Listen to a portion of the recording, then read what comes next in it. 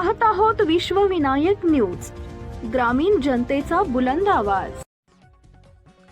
25व्या दिवशी भारतीय बौद्ध महासभेचे तालुका अध्यक्ष बौद्धाचार्य उमेश सुरवसे यांच्या हस्ते तथागत भगवान गौतम बुद्ध बाबासाहेब आंबेडकर यांच्या प्रतिमेच्या पूजन करण्यात आले। यावेळी तालुका सचिव धीरज कांबळे, मिलिंद कांबळे यांची प्रमुख उपस्थिती होती। तर ग्राम शेतीचे अध्यक्ष अरविंद गायकवाड, सर्व समिती सदस्य व समता सैनिक दलाचे सर्व सदस्य, बौद्ध उपासक उपासिका यांची प्रमुख उपस्थिती होती। बाबासाहेब आंबेडकर लिखित भगवान बुद्ध आणि त्यांचा धम्म या ग्रंथाचे वाचन शैलेश गायकवाड यांनी केले।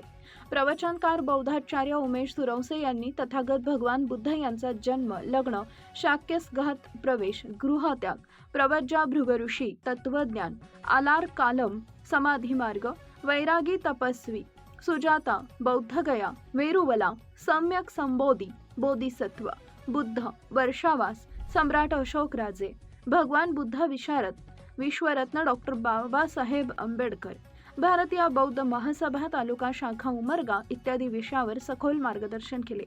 कार्यक्रमाचे प्रास्ताविक कृष्णा गायकवाड यांनी केले, तर सूत्रसंचालन निखिल गायकवाड यांनी केले। आभार गायकवाड यांनी मांडले। धाराशिव उमरगा ग्रामीण जनतेचा बुलंद आवाज, मुख्य संपादक विकास गायकवाड, विश्वविनायक न्यूज। अशाच ताज्या बातम्या पाहण्यासाठी विश्वविनायक न्यूजला लाईक करा, सबस्क्राईब करा आणि बेल आयकॉन प्रेस करा।